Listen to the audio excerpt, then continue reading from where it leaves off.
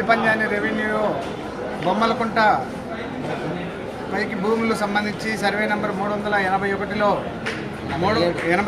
323 ఎకరాల 23 సెంట్ల ప్రభుత్వ భూమి 1991లో అక్కడ 5 గ్రామాలకు సంబంధించినటువంటి ఎస్సీ ఎస్టీ బీసీ మైనారిటీలు చెట్లు కొట్టి చదును చేసి సాగు చేసుకుంటున్నారు.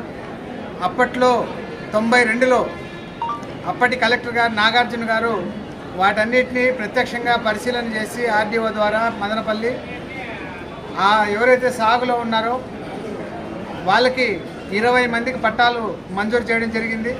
మిగిలిన చెట్లు కొడుతున్నటువంటి 50 మంది ఎవరైతే ఉన్నారో వాళ్ళకి మీరు చెట్లు కొట్టండి, రెండో విడతలో మీకు అందరికీ పట్టాలు ఇస్తామని చెప్పేసి ఆ రోజు 92లో కలెక్టర్ గారు నాగార్జున గారు చెప్పడం జరిగింది. దాని తర్వాత ఆ రోజు నుంచి ఈ రోజు దాకా ఈ 72 మంది రైతులు ఆ భూమిలో సాగు చేసుకుంటున్నారు. ఆ భూమిలో వ్యవసాయ వర్షాధారిత పంటలు పండించుకుంటున్నారు. కొంతమంది ఇప్పటికే బోర్లు వేసుకొని సుమారు 30 సంవత్సరాల యొక్క మామిడి చెట్లు కూడా అక్కడ ఫలసాయం అందుతూ ఉంది.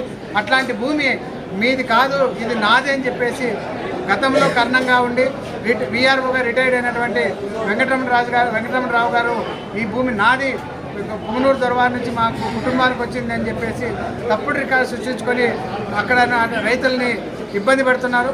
వాళ్ళపైన కక్ష తీర్చుకోవడానికి ప్రభుత్వం మీద ఈ భూమి నాది అని చెప్పేసి గవర్నమెంట్ మీద కోర్టుకు పోయారు.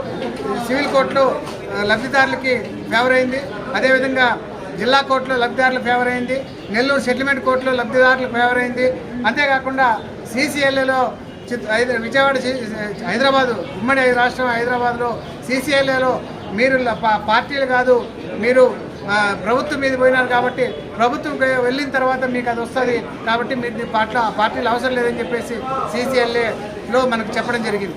సో ఇప్పుడు రాష్ట్ర విభజన అయిపోయిన తర్వాత కూడాను ఈ వెంకటరమణరావు గారు ప్రభుత్వం అధికారులని కొంతమందిని చేతిలో పట్టుకొని వాళ్ళని కోర్టుకు హాజరు కానీయకుండా వాయిదాల పర్వం కొనసాగుతూ ఉంది. అక్కడ ఆ కోర్టులోను ఈ కోర్టులోను ఇట్లా తిప్పుకుంటూ ఈ లబ్ధిదారులకి పాస్బుక్లు ఆన్లైన్ రికార్డ్ చేయకుండా అడ్డుకుంటున్నారు. కాబట్టి ఎప్పుడైనా కలెక్టర్ గారు దీని విషయంలో సీరియస్గా ఆలోచన చేసి అధికారులు ఎవరైతే కోర్టుకు వెళ్ళాలనో వాళ్ళని వెళ్ళే విధంగా చూడాలని చెప్పేసి, ఒకవేళ అలా కోర్టుకు వెళ్ళలేని పక్షంలో ఆ అధికారి మీద చర్య తీసుకొని ఇంకొక అధికారిని దానికి కేటాయించి వెంటనే ఆ కోర్టు అటెండ్ అయ్యి దానికి కావాల్సినటువంటి రికార్డ్స్ను ప్రొడ్యూస్ చేసి ఆ కేసును వెంటనే త్వరితగతిన పరిష్కారం అయ్యే విధంగా చొరవ చేయాలని చెప్పేసి మేము కలెక్టర్ గారిని వ్యవసాయ కార్మిక సంఘంగా డిమాండ్ చేస్తున్నాము.